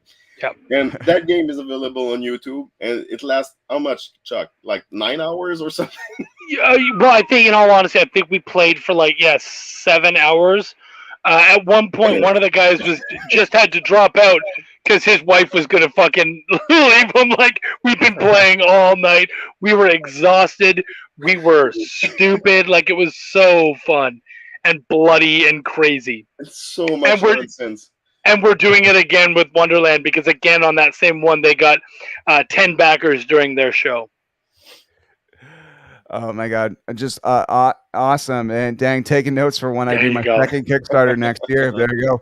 Eric T. Mullins is a fucking powerhouse talent, ladies and gentlemen. Make sure you check out the Blythe Kickstarter as well. Okay, so let's keep going because this is getting me excited. I like this. All right, so $25. You have the digital invasions and the audio commentary. So like we said, you want to hear all that. So let's just go over the list. You get a digital copy of Cthulhu Invades Oz, which is, as I'm telling you, a shitload of pages and a lot of fun. A digital copy of Cthulhu Invades Wonderland, the brand new one we're talking about, with all the heart and the passion with the caterpillars and Humpty Dumpty. Cthulhu Invades audio commentary. And Cthulhu Invades Oz audio commentary. You see, that's the fucking part that I want to hear. I want to know all about this because I was flipping through the pages and I see them, the creatures fucking with the talking hen, and I'm like, oh yeah, from Return to Oz, which we all know is made up of a few different Oz sequels put into a movie, but still the talking fucking hen is there. TikTok and all these other characters, and I'm like, fuck yeah. So anyway, that's Ryan, that movie gave me nightmares as a child. the fucking roller guys. That was a horror movie. I don't care what anyone says. That was straight up horror. You know, props to those guys though, because I'll tell you, I didn't fucking watch that movie. Okay. But when I read those stories, I was like, okay, I never would have given a shit about any of these characters to look at them necessarily. Like, I don't care about the talking hen. I don't care about TikTok. What the fuck is that? And then I read these stories and I was like, shit, now I gotta watch this lame movie because they did such a damn good job. And I want to know where they got this inspiration from. And if there's no videos of TikTok on TikTok, I'm gonna be fun. Right? I was just thinking that. I was like, this gotta exist somewhere. Just to show how deep we go, okay? We have small pages. That's the contest that Philip was talking about. It's about some bees, okay? The bees are rebuilding Emerald City because the creators were always destroying the city. So we need to, and it was destroying too fast. So we need to rebuild it a bit before the next story. So we took that page, made a contest out of it, and people could write. People could write some dialogues to that story, and we just repeat that story a bunch in the book. Okay, but those bees are in the Oz world. Okay, but they're like one sentence in the book. There's not much in that. They appear once in one sentence, and who's gonna be rebuilding that? That's the bees, and that's it. So we had the bees, and we had a similar type of story in Wonderland. So to help build that narrative, all makes sense. You gotta love building that narrative. Yep. Okay, let's continue on with the list. Cthulhu Invades Wonderland standard. This is for 29, not 30, 29. Very specific. I like it. It's like get a physical copy of Cthulhu Invades Wonderland in all its 200 plus softcover glory, plus a digital copy of Cthulhu Invades Wonderland audio commentary by select creators. That is super cool, guys. I mean, seriously, like you get the commentary track, you get the book, you get to play it, you get to flip through it. That sounds like a heck of a deal. And you would think, what the heck else would I possibly need until you see the pledge of $35, which is Cthulhu Invades Wonderland Virgin. Interesting choice of words. Get a physical copy of Cthulhu Invades Wonderland in all its 200 plus softcover glory, plus a digital copy of Cthulhu Invades Wonderland and audio commentary. So that's really cool. So you get the digital copy, you get the physical copy, and the commentary. I mean, that's a lot of bang for your buck for $35. I've bought T-shirts that were more expensive than that, so it's you're getting a lot of variations and a lot of you have a lot of choices, and I like that too. Ryan, do you know what a virgin cover is? No, please. I'm assuming it's when someone plays a Madonna song, but please continue. That's the musical version, but in the comic world, a virgin cover is when we have a special, beautiful cover, but we don't put any of the trade dress or anything. So you don't have the name, you don't have the title, you don't have anything else except for that big, beautiful, bold picture. Ah, okay. And sometimes the art takes a hit when you have to give all that credit to creators. Ugh. I can't tell you how often I'll get a cover sent to me from an artist or something. I'll be like, dude, that's fucking gorgeous, but there's no room for me to put any of the trade dress on there. I need you to expand it or do something. Oh yeah, sorry, that's right. Like, so they have to draw covers very specifically to make for that. Yeah, I think the best blending of image and title I've ever seen were those Goosebump books, because just works so well. And Tim Jacobus is a friend of mine, and I buy prints autographed prints off of his website, and he I'm just looking at the Goosebump book covers, and I'm like, man, as much as I love these paintings, I would even pay more just to have the logo on top and bottom, because that's the only time I've ever seen art and title merged together so beautifully where you couldn't imagine one without the other. And that's a very rare thing because usually titles just fuck everything up, but whatever. No, In you're an right. art sense. That book, I mean, so many of us bought it because of the covers. Yeah. It was Covers are way better. Yeah. They age better. I used to think, oh my god, I used to read 3 Goosebump books a week. It means I can read. It's like, nope, they're 100 pages and the font is huge. Yeah. You're getting more fucking pages in this Cthulhu Invades Wonderland, kid. So just remember that. All right, so for $39, I like this. So you're never going for 40. You're going for 39. Odd numbers. Is that on purpose, by the way? Because 39, it seems Okay, cool. I mean, think about it though. If we told you 40, you'd be like $40, but you're like 39. Oh, it's just a little over $30. All right, cool. You know, it's like you're bartering with yourself. Right. All right, so Cthulhu Invades Wonderland, signed, motherfucker. Woo woo. All right, so this is, you will receive a standard edition, a rewards pack of Cthulhu Invades Wonderland, signed by at least 5 creators. Yeah. That's a lot of signatures. The way that this happens is the Travis Orange Cone production is based in Florida, okay? Mm. And there's a small group of talented creators around there, apparently. So there's a whole scene of creators. And Travis knows a bunch of them. Like, I'm not sure if you're familiar with Scout Comics. Mm. It's a publisher down there in Florida. And Travis knows a bunch of them. And a bunch of those creators are based in Florida. So we can, if you select signed copies, we can have probably at least 5 people can sign the book for in that group. And I think they did a launch or a signing event for the previous one. I think that's in the air for that one as well. And he's saying 5 because he can guarantee 5. But I know that, like, I believe in the last one they had more like 10 or 14. So because you went there and you're from Texas and you went all the way to Florida. It was worth it, yeah, man. I went and it was great because there was like 14 of us around a room and we were just passing books, sign. And for me, I was signing like 3 or 4 different books. So like, yeah. There we go. Let's get a shot of that.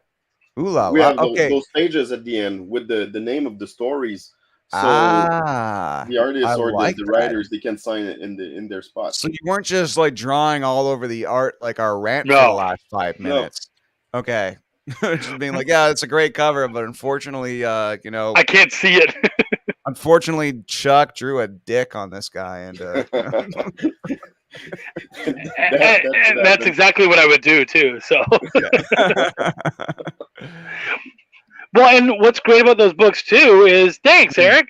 What's great about those books too is, like, when I'm selling them at shows, I'll be like when I was at Emerald City in Seattle in December, and I was like, well, so there's 3 other people here who were on the book.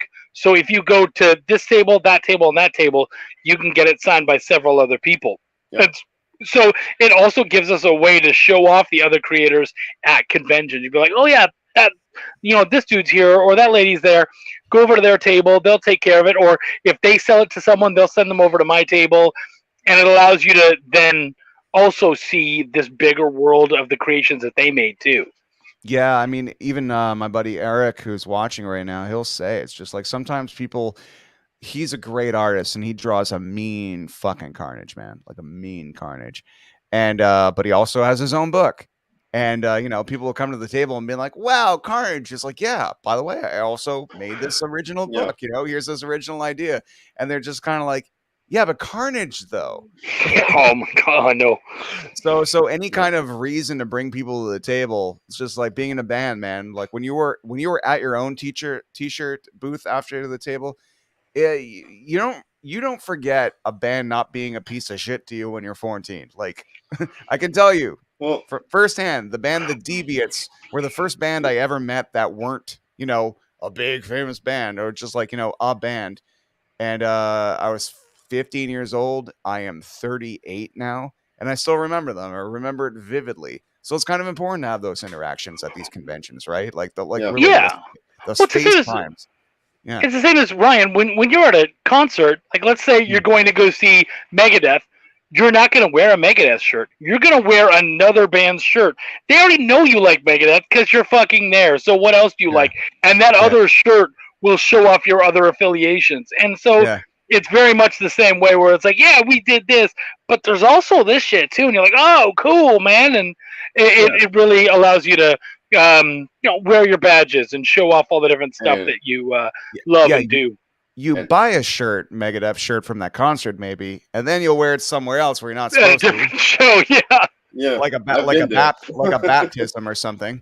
And you'll wear your Megadeth shirt out of and You see that those books, those Cthulhu books, that's what they do. They do the same as the Carnage piece that Eric's doing, because this is a big lore that people know those characters. They can be attracted by those characters, and then people at cons they can sell their other stuff with them, because most of the indie creators, most of them will never work for DC or Marvel.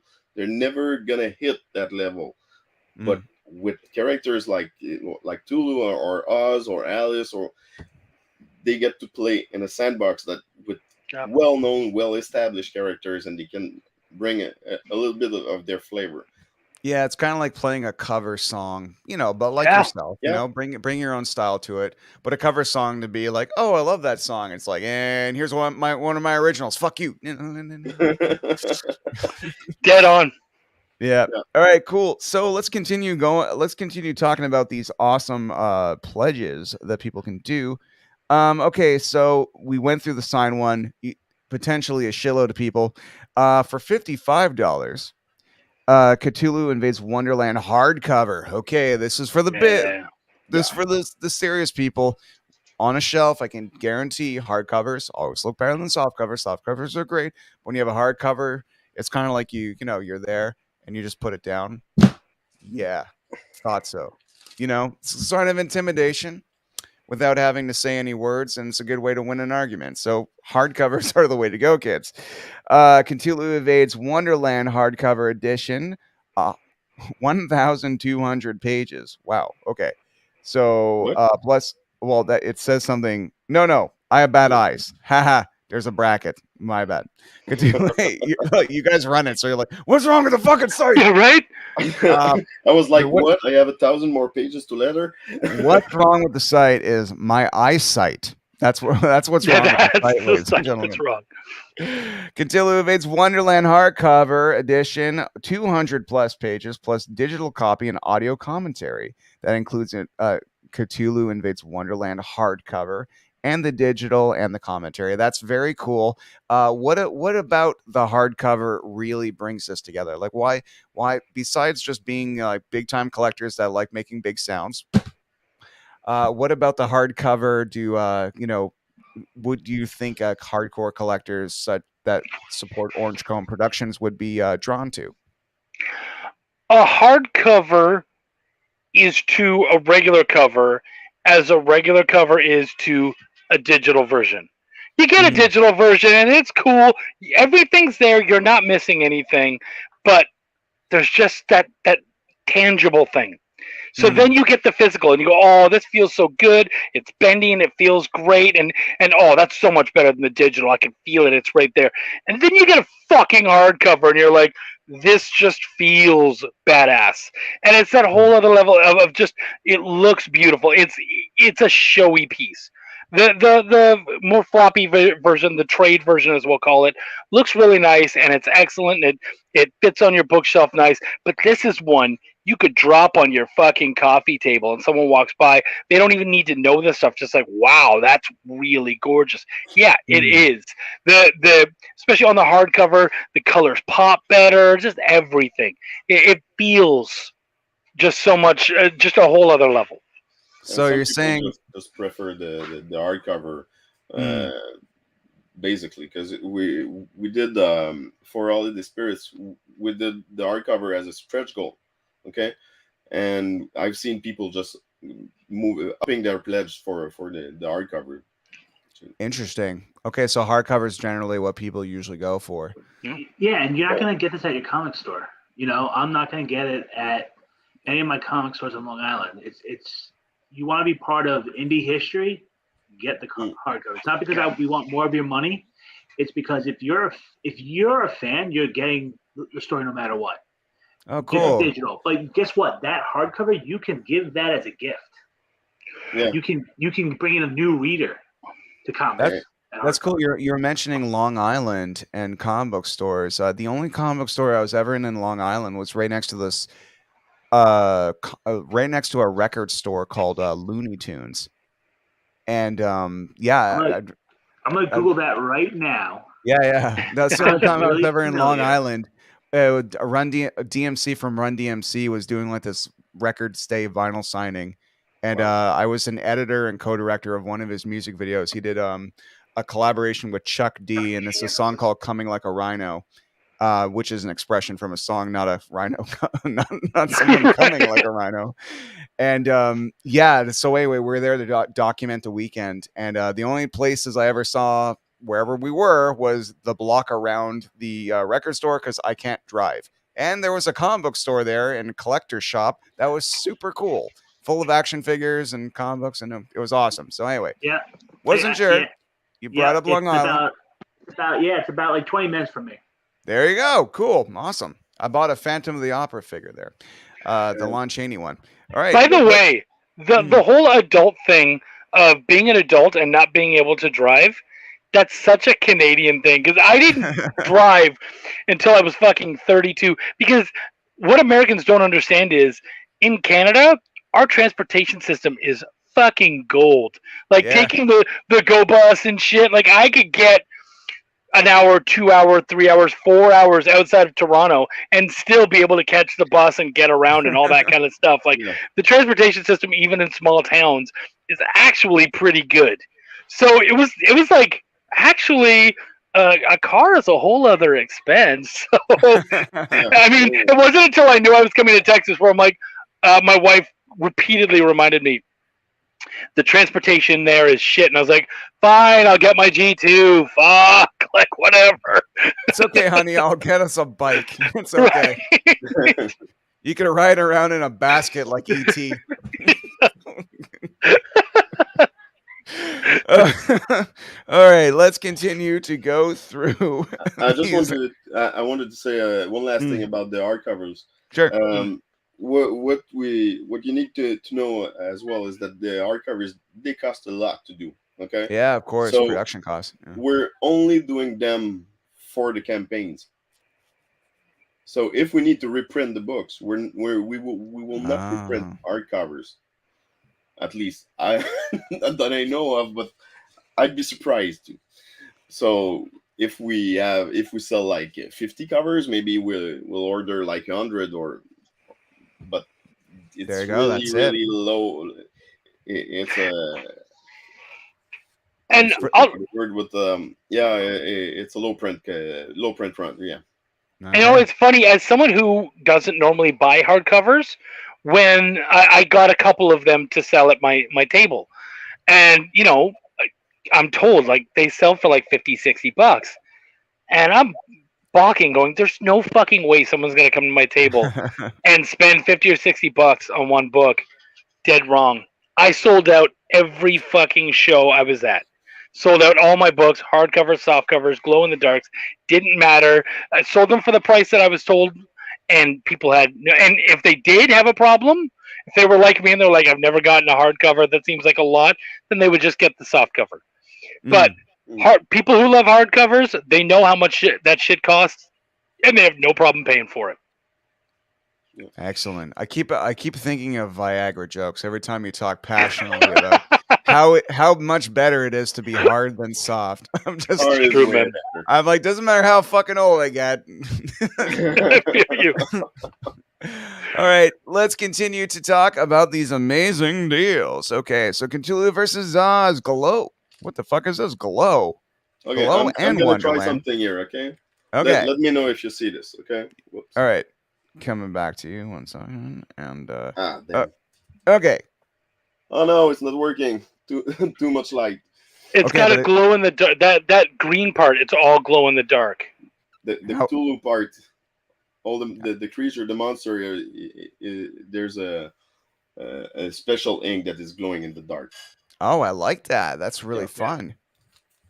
So that's a super special thing, and that sounds like a lot of money, time and money to produce. Yeah. You know. Yeah, that was a stretch goal in the first campaign, and there were some issues, so we're selling the last of them, but we're not going to do that anymore. So With a paper shortage, having to do something extra like that would just, yeah. Yeah. Yeah. Okay. So that's a pledge of $60. So right now that's a rare collector's item because you're not fucking making any more. So that's Invades Oz, which is this big, beautiful, thick, soft book of big. So that's really cool. So you get Wonderland, you get the new story, you get Oz, and this is a soft cover, glow in the dark, correct? Yeah, you can see at the bottom of that box there's 6 left at the moment. Shit. Okay, well, 6 left in the world, ladies and gentlemen. They're not printing any more of them, so jump on that if you can. So that's a big list of things. So for $60, Cthulhu Invades Wonderland Standard Edition, Cthulhu Invades Oz Glow in the Dark, a digital copy of Invades Oz, and Cthulhu Invades Wonderland commentary. Cthulhu Invades Oz so commentary tracks for both of them, and the digital copy of both books and the glow in the dark ones. I mean, that's a really good deal for $60. Now this is all those free books that we mentioned about earlier. And all those fucking books. So that's a lot of bang for your buck. I'm the type of person that when I like to order something, when a big box of fun comes, I much prefer that than know that I spent $60 and I open up this thing and I'm like, oh man, here's my spy cam. like Bart Simpson. Anyway, all right, so for pledge for $62, that's funny. Usually you got 59. This is $2 more. Cthulhu Invades Wonderland hardcover signed, and this comes with a digital copy of Cthulhu Invades Wonderland, Cthulhu Invades Wonderland commentary track, and a hardcover signed. So the same thing is this going to be signed up to like 5 people or more? And the same deal. Okay, great. So you get that big, like, you know, I have a hardcover, bitch, feeling, and then you also get the ability to meet all these creators at various Comic-Cons. So have that feeling of connectivity, and you get the commentary, and you get the digital edition. I mean, that seems to be a real great way to go. If you want just that story of Oz, of Wonderland, this is definitely the way to go. Now we're coming to the, geez, you have a lot of stuff, guys. I don't know if I could read all of this. My voice is getting tired. You just have too much stuff. Okay, so this is interesting. So for $75, you have a Polybag 2-pack. Now the Polybag of Standard and Virgin Cthulhu. Once again, people, that's a Virgin cover. That means there are no titles on it. It is just the art right in your face there. There's no Madonna implicated in that. All right, so plus one metal bookmark and holographic sticker. Well, that's very interesting. So that's for the people who, like, you know, you want your comic book, but at the same time you want more stuff. And I like stuff. It makes me happy. Okay, so just to go over that again, it's the Cthulhu Invades Wonderland Standard signed, the Cthulhu Invades Wonderland Virgin signed. So that's really cool. So you have 2 copies. You have 2 copies of it. Then you have 1 metal bookmark. I like some metal like that. 1 holographic sticker. 1 polybag. What's a polybag again? Well, it's we're making those plastic bags that are they're sealed, and we print an image of the book on it, so you can give it to someone. Or excellent. It's almost like a gift bag that you can close up. Yeah. So in a pledge of $90, this is very interesting. It says Cthulhu Invades Wonderland, Cthulhu Invades Oz hardcover, plus audio commentary and digital editions. So really, if you want to have that feeling of that hardcover, I mean, you have Wonderland and Oz. I mean, It's a very cool thing if you want to have the whole Cthulhu, Orange Cone Cthulhu universe in hardcover. That's a heck of a deal.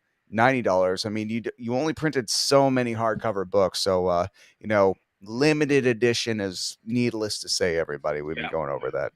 All right, so a pledge. All right, so I now think we're there's doing only one left, actually. There you go. One left of 26, ladies and gentlemen. One left. So for we're doing a jump here, and this is up to 150. Now, I may get laryngitis by the time I actually read all the stuff you get for $150. Okay.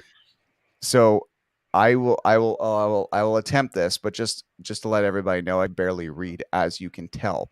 So let's take a stab at this. So for $150, collector's box, a collector's box standard. See, box. That's very cool.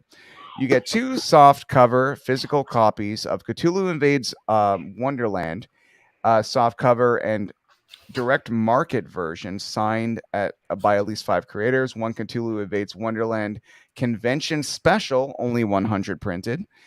2 metal bookmarks, 1 holographic sticker, 1 Cthulhu Invades Wonderland acrylic pin, 2 Cthulhu Invades Wonderland prints, and a partridge in a pear tree. That is fucking fascinating, guys. So that's a lot. That's a lot of stuff. So basically, everybody just keep going to their Kickstarters and see all the amazing things you can get. But it really goes to show that you really care about your backers. That's what I'm seeing here. It seems like you really care that, like, people, if they give you $150, you want them to feel like they almost got $200 worth. Is that true? Do you just cram it in there despite the fact that people, money people are telling you you're giving them too much, and you're like, we haven't given them enough? Yeah. I want to see this collector box be on Ryan's World on YouTube, all right?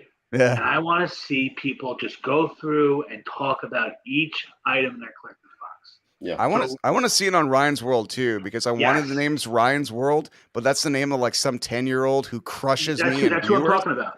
I know. There you go. I have a son. That's why. By the way, so don't think I'm weird. I have a young son, so that's why I know who Ryan's World is. I know. I'm so jealous of that fucking kid. It's unbelievable. He's like worth $1 billion, right? It's insane. Yeah, I feel like Tanya Harding when it comes, but I'll never club a kid. I'll never club a kid in the kneecap. But I'm standing there and I'm just being like, fuck. At least don't get amazing. Well, at least don't get caught. No. Now, Ryan, I want to share that since we've been on your show, we are now at 674 backers. So we've gone up 4. Yeah. Oh, Fantastic Four. I don't think I can take credit for it. Yours should be number 675 right now. There you go. Yeah. I mean, seriously, like, why not? Just get the digital edition. I mean, seriously, like I said, cost lunch with no tip. Yeah. Frankly, I spent more on fucking popcorn to not wear a mask while watching Batman the other week. They're like, yeah, you don't have to wear a mask. Just take this $20 box of popcorn. I'm just like, fuck. I'm like, I shouldn't have to. Nah. As COVID is coming out of the popcorn right into you. Right. Yeah, there we go. Go a couple days without Timmy's, guys. You'll be fine. All right, so let's go ahead to the most expensive. Okay, we're almost done. We have 2 $200 ones, and let's just go over that really quickly. Okay, so the Collector's Box Deluxe, which has a hard, we'll just go down here. It says Cthulhu Invades Wonderland hardcover, Cthulhu Invades Wonderland standard, and signed. So that's really cool. So you get the best of both worlds, the hardcover and the signed one, Cthulhu Invades Wonderland virgin cover. I mean, okay, so you have all 3 versions of the book, really. I mean, so if you buy this, everything. So if you buy this, not only for $200, not only are you getting everything you want, but you have potential to have gifts for people. I mean, a trade paperback essentially is what I used to just read at my friend's house and trade them their books, and it's a great way to learn stories. So, have your hardcover, keep that on your shelf and say, fuck off, mine. But then you have your soft cover, which is signed, so maybe you're going to tell people, hey, don't fuck with this. but still, you have all these different versions of the book, and you're helping Orange Cone Productions, and that's really cool. It's $250 value for $200 bucks. 2 metal bookmarks. So you have 1 and 2. Once again, perfect for gifts, giving. Holographic sticker. 2 Cthulhu Invades Wonderland prints. I mean, that's fun. Prints on a wall always look great, especially if you put them in frames. Cthulhu Invades Wonderland audio commentary and Cthulhu Invades Wonderland cover magnet. So it must be really hard not just to make a comic book, but to think of all these little trinkets and bookmarks and all these extra things. I mean, it smells like desperation in all the best ways. It's my type of thing because I'm desperate. So, um, I how is that? How difficult was it to think of all this extra shit? I mean, seriously, it's not easy to design a bookmark. It's not easy to design all this other stuff. It's what you guys are providing for people is fucking astounding for the price point. Because honestly, I spent $200 on like 5 shirts in October. 5. You know what I mean? Maybe 4, Yeah. and they were on special. That's a lot of stuff.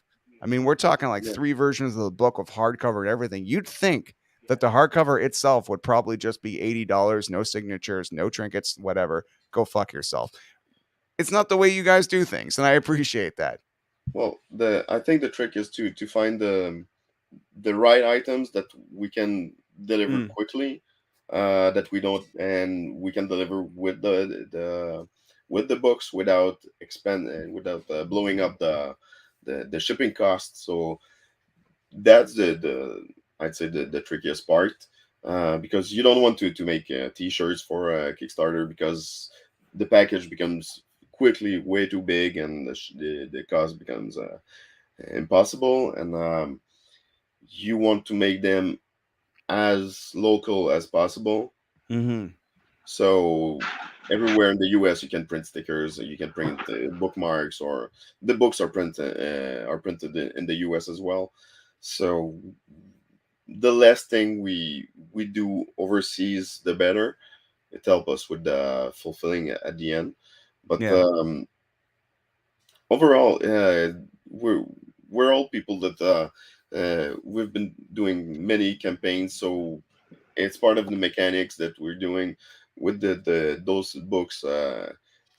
We don't want to include bookmarks with every campaign. With a single issue for a 32-page issue, we don't think it makes sense. So, but for a 168-page or 200-page book, a bookmark makes sense, because you want to have the chance to go back at some point. So some items makes more sense than others. Of course. And seriously, and each of those books you're getting, all 3 versions of the books, we're talking like 200 plus pages each. So you have like, to me, the price of this package makes economically no sense, and I appreciate that. I and your audience appreciate your inability to know your self-worth. We appreciate it. So, ladies and gentlemen, before they wake up, smell the coffee, and realize that is clearly a $300 pledge, let's take advantage of the fact that all those things for that price is clearly an amazing deal. Gentlemen, before we go tonight, and thank you very much for stopping by. I mean, this has been great. Is there anything you want to say to the people that have supported you thus far? Because it must be very fulfilling and amazing to know that all these people have showed up and said, "We like what you do." Go ahead, Chuck. I mean, guys, so much love. We couldn't have done the first one if it wasn't for you guys. And you guys came out so strong that we fucking had to do the second one. And now we have to do the third one. And we appreciate that love so much as people who are trying to get, our own worlds out there and all that kind of stuff. You're also giving us the opportunity to work with characters that we grew up on, and we get to show you kind of our versions of that. And so we really do, we appreciate the love and everything you guys have shown us, and we do that by trying to make you the best fucking versions of these things that we could possibly deliver. So when Ryan is talking about, it's a $300 value, get on it. Yeah, fucking get on it. We appreciate you guys, and you deserve every fucking saved penny that we can possibly give you guys. So thank you guys so much for making our dreams come true. And honestly, thank you guys for stepping up. When I go to shows, these books fucking fly. And it's because we were inspired by you guys to just do as amazing of a job as we possibly can. So thank you, gang. We appreciate it. Philip, what do you have to say to the audience? I'm going to follow with also more thank yous. First of all, Ryan, thanks again for having us on here. Eric, thanks for staying around. And backers, thank you just for your support. You know, my childhood dream was to become a comic book writer. All right. And I have accomplished it, and I don't want to stop accomplishing it. So thank you so much. Excellent. And Jerome. Well, obviously, thank you, everyone. This supporting this campaign and everything we do. Keep in mind that you're supporting people's dreams, because we're doing this because we're passionate about comics, about reading comics, about making comics, and we breed comics. And so this is like we're just putting our dreams together and handling them to you. So when you support that, you support the indie comic community. You support over 70 creators that are in this book. So this is all about support, about love for comics, for creators, for indie. So thank you for being there. Awesome. And the last thing, just to go out on something fun, even though that was hella sentimental. Now we did the credits. This is the Marvel cutscene of this interview, where Nick Fury shows up. If aliens showed up on Earth and they said, "All right, we're gonna blow your asses up unless you show us something really cool," and all you have is a comic book store at your disposal, and you need to convince them that comic books are awesome and it is so fucking good that you cannot possibly level the earth because a comic book this good exists, what would the comic book be? Holy shit. I already got mine. Yeah, thank you, Phil. I got mine too. I would do Grant Morrison's Final Crisis. Oh, cool. Now, when I first read that, I was I in my 20s maybe?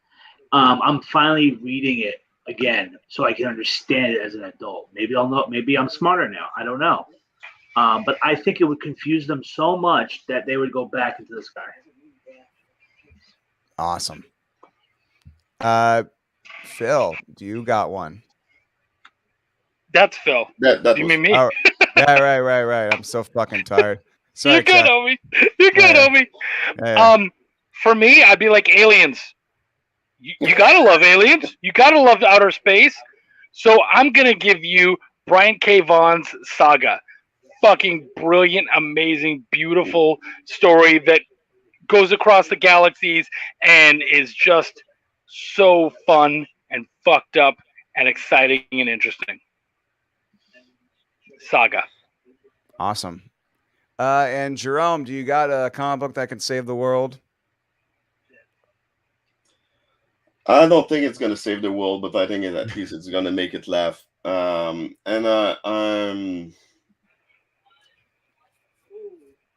say either Scott Pilgrim or Chew. Oh, Scott! Wow, cool. It's not going to save us at all, but if I can pull it off before. Just goes to show a lot of your answers were either by indie comic books or fucking Alan Moore that just does. Wait, what? Final Crisis? That's by who? Who again? Is Grant Morrison. Grant Morrison, right. But Grant Morrison, they're the same person. Sorry, they're the same but person. Grant Morrison does what the fuck Grant Morrison wants, and I always love that.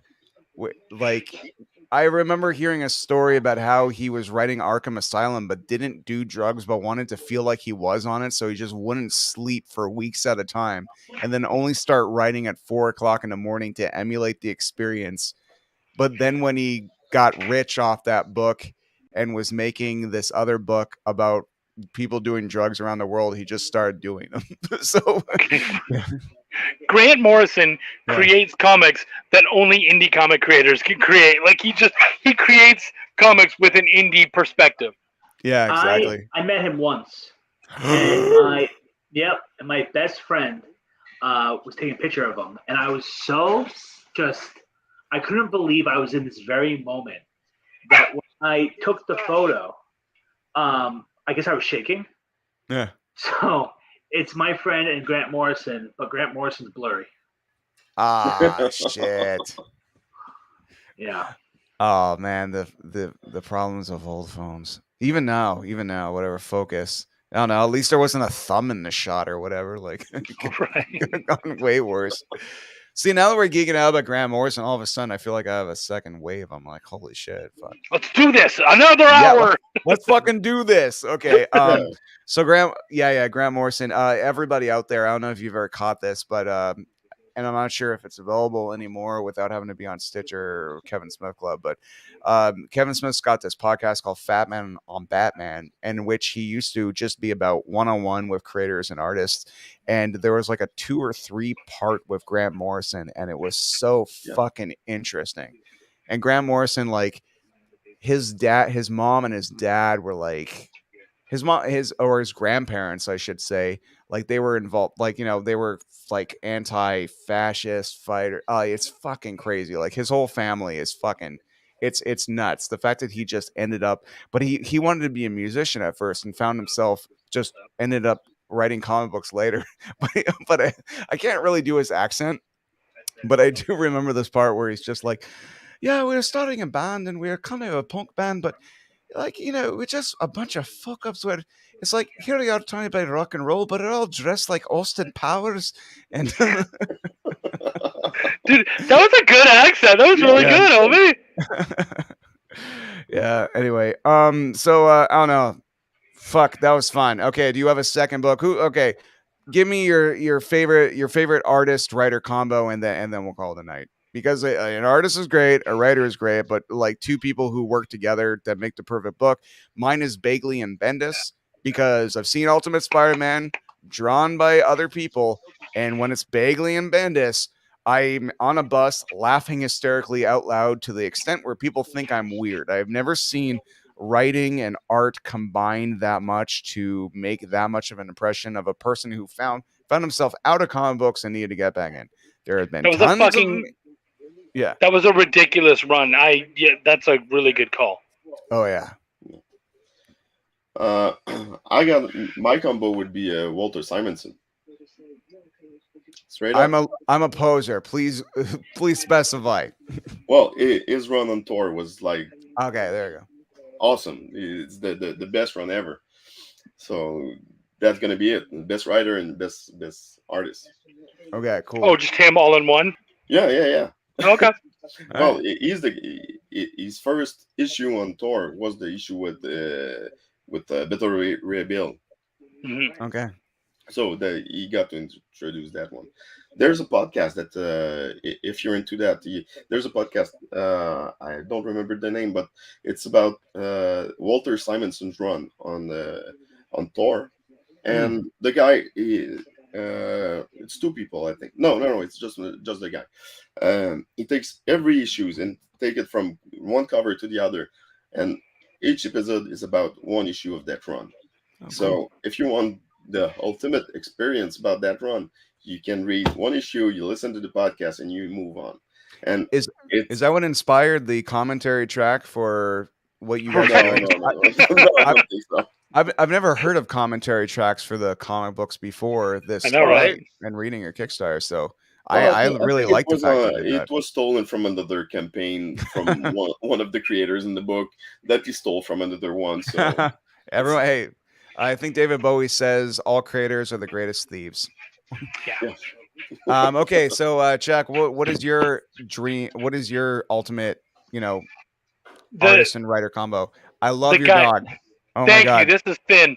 Oh, sorry, wrong close up. That's so funny. This looks like you look like you're in the Sandlot, and that's the Beast. This is great. This is my boy right here. Oh, yeah. My ultimate artist combo. I'm a huge Wolverine fan, and so for me, it's Adam Kubert and Larry Hama. Larry Hama Okay. is an absolutely brilliant writer. His work on that series was absolutely amazing, and of course Adam Kubert, the Kubert family, like they're absolutely huge in comics. And Larry Hama also wrote one of the most amazing GI Joe stories ever. He basically created the GI Joe in the form that we know them, but he also created a silent comic.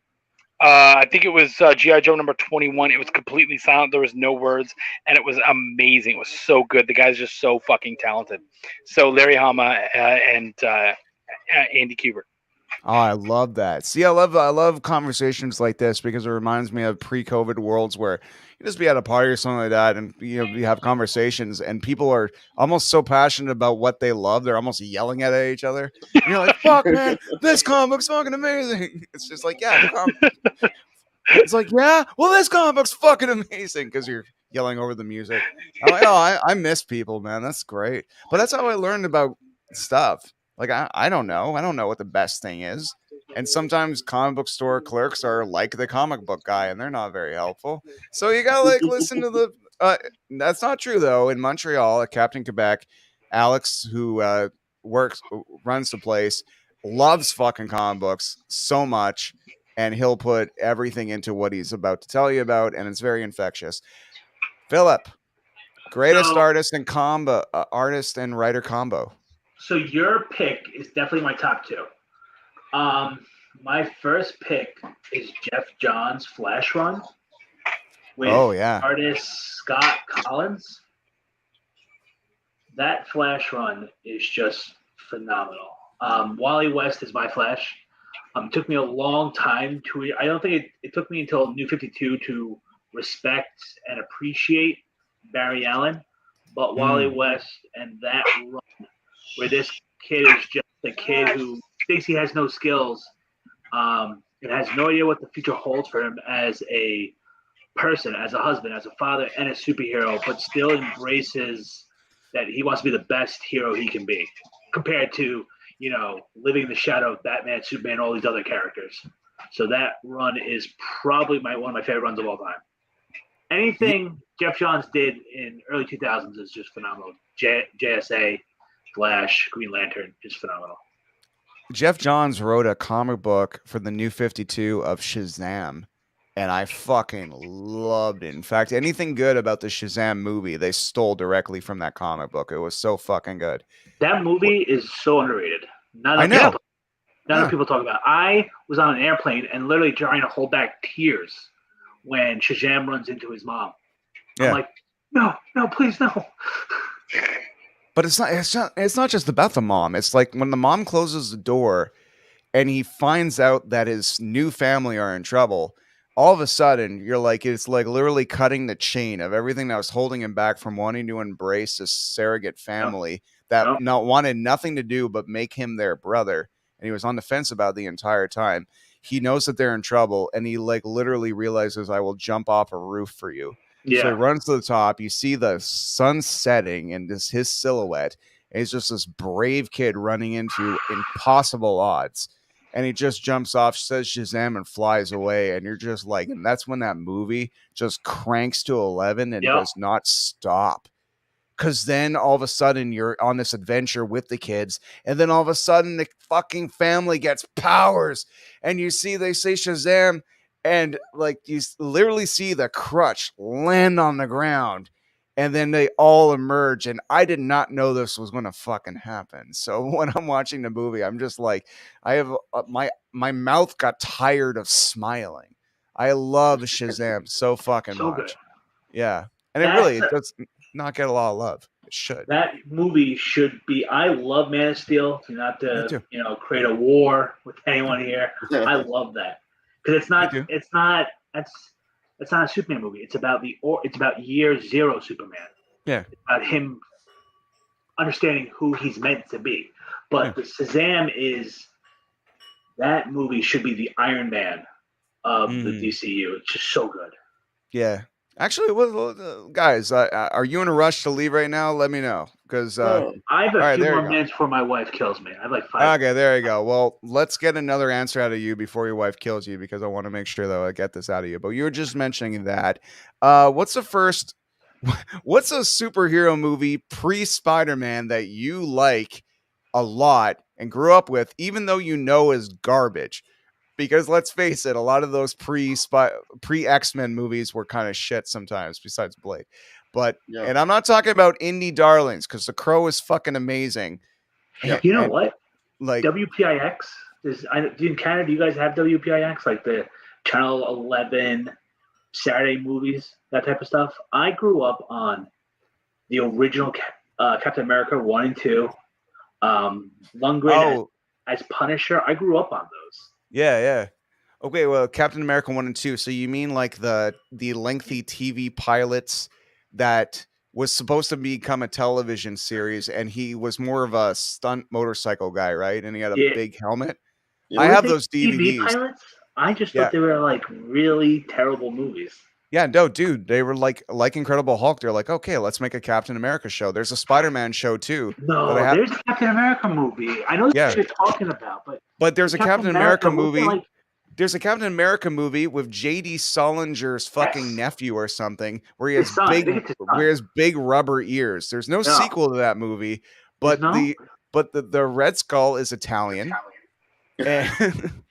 and he's in the suit for maybe 8.5 minutes if you add it all together. And he spends half the time running away from people. You're blowing my mind right now. I know. Because I thought it was like, first of all, I thought there was 2 movies. Oh, man, There's 2 different live action Captain America. Well, 3 if you want to count the serial from the 40s. And one of them is with this guy who's like a really buff guy. Yeah. And apparently his dad was Captain America, and that is the television show version of it.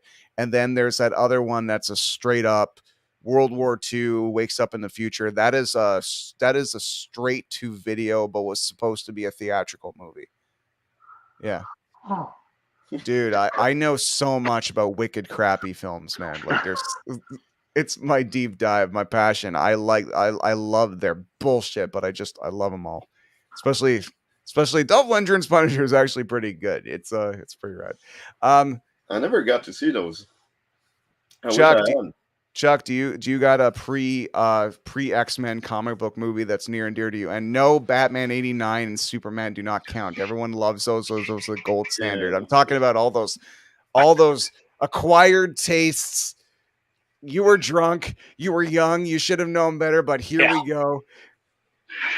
So you're gonna call me out when I say it. Well, first off, I'm glad you mentioned X-Men because I'm a fucking huge X-Men fan. Yeah. But you're gonna call me out and you're gonna be like, but that was a good movie. But there were several of them. Those first Ninja Turtle movies. First off, they don't all hold up great. Like if we really go back and watch, like I know so many people are like, oh man, they were amazing. Yeah, but go watch them now. They don't hold up as well as we want them to. But there was like 3 or 4 of those movies, and they did drop off really quickly. Like even that second movie was a little rough. So I'm gonna say all of those Ninja Turtle movies. The third one doesn't. The third one, Turtles in Time. Come on.